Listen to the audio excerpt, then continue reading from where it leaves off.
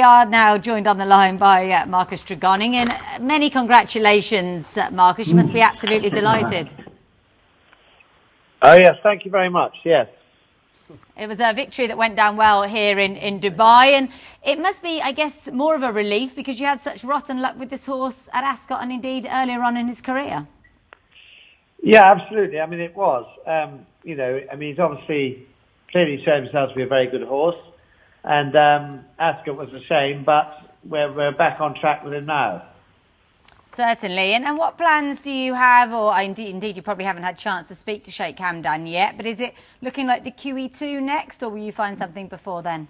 Well, I think obviously the QE2 is a target race, and if something comes up between now and then, it's quite a wait for the QE2, then we might do that with Sheikh Hamdan's permission to do it.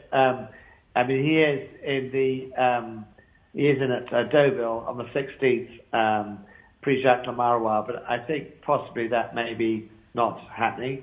But there's not an awful lot between now and Ascot. The main thing is to try and win that Group 1.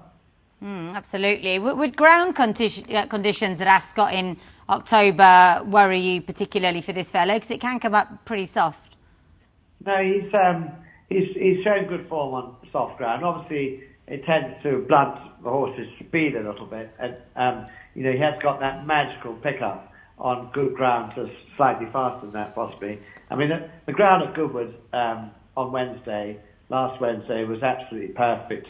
It was slow on the first day, on the Tuesday, and then, of course, it dried up a bit, and it was perfect racing ground on the Wednesday. It couldn't really be much better for him or any of the others. It was lovely, lovely ground. But obviously the race panned out eventually. He got his run, but it was as it panned out. But it was it was a difficult race for him, but he came out of it amazingly well. Well, it was billed before as one of the races of the season. He's beaten some good horses, and he himself is a proper superstar now. Where does he rank for you among the greats that you've trained? Oh, well, you're very kind, but I don't know how many real greats I've had, but he's obviously well up there. I mean, he's obviously one of the best milers I've ever trained. And then, of course, I think he's a sprinter who happens to get a mile myself. He'd be, I would think, very effective over shorter distances, 6, 7 furlongs. But the mere fact that he gets a mile, I think, projects well for the future. After all, he's by this very good stand showcasing who stands at Whitesbury Stud, which is right where I train. So, it's marvellous for him as well as us. Yeah, absolutely. And was the race itself a comfortable one for you to watch? Obviously, there were a couple of hard luck stories, but he mainly sort of kept out of the trouble to some extent.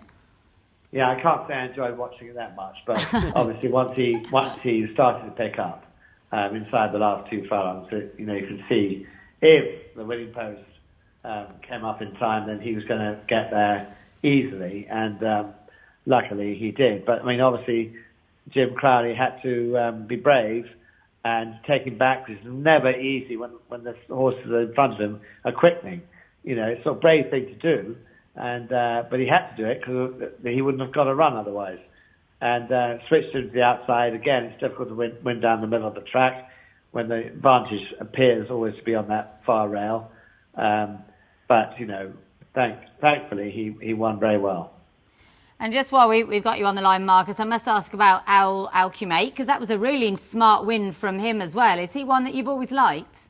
Yes, I mean he was a Book 1 horse from Tassels. I feel very lucky to have him. He's a lovely looking horse. You can see physically he's going to be a really, really nice shape. He seems to throw a very symmetrical shape to his horses, showcasing. I mean, it's sort of shape, but it's very hard not to like. He gives them plenty of power, shoulder, and through their hindquarters. And he's like Mahafa. He's got a lovely depth to his girth, so plenty of heart room there. And I think he's potentially a nice horse going forwards. Hi Marcus, it's Stephen here. I just wanted to ask you about your association with His Highness Sheikh Hamdan, because it pretty much dates back to when you started training with the likes of Ekra and Naef. Just what sort of a man is he like to train for? Well, actually, way before, because I was, as you know, assistant to Dick Hearn for 14 years. So I was there when Sheikh Hamdan first arrived with the first progeny that we had of hyper fashion, which was Unforwain. And he turned out to be a very, very good horse, also group winner by Northern Dancer. So it goes back to that then. And then, of course, some of the greats we had, like obviously Nashwan, who was an amazing horse, to win those 4 Group 1s that he did in the space of no time at all. It was fantastic, really. And then, of course, the champion sprinter Deja was the best sprinter I've ever seen. I mean, he was incredible horse. And, don't forget he was winning all his group races as a 3-year-old.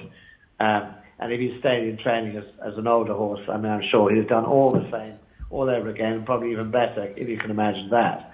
But so we go back a long way. He's very good to train for because he understands this business, having been in it 40 years plus. He understands it backwards, and he also understands very well when horses go wrong, and he's very good about that. Not like some owners who can be very tricky if something goes wrong. You can understand it because you get a good horse, and there's so much to look forward to. Then something happens, but it did happen in the case of Mahatha.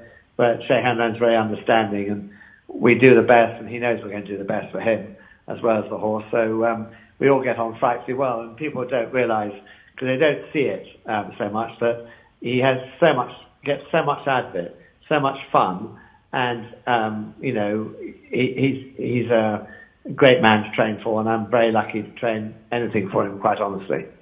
I think the sport is lucky to have him, and indeed you, Marcus. Many thanks for talking to us. We'll let you go. Good luck for the rest of the season with Mahatha and everything else. Thank you so much. Nice to talk to you. Really good to be joined there by Marcus Tregoning. Finally, we managed to get the phone to work.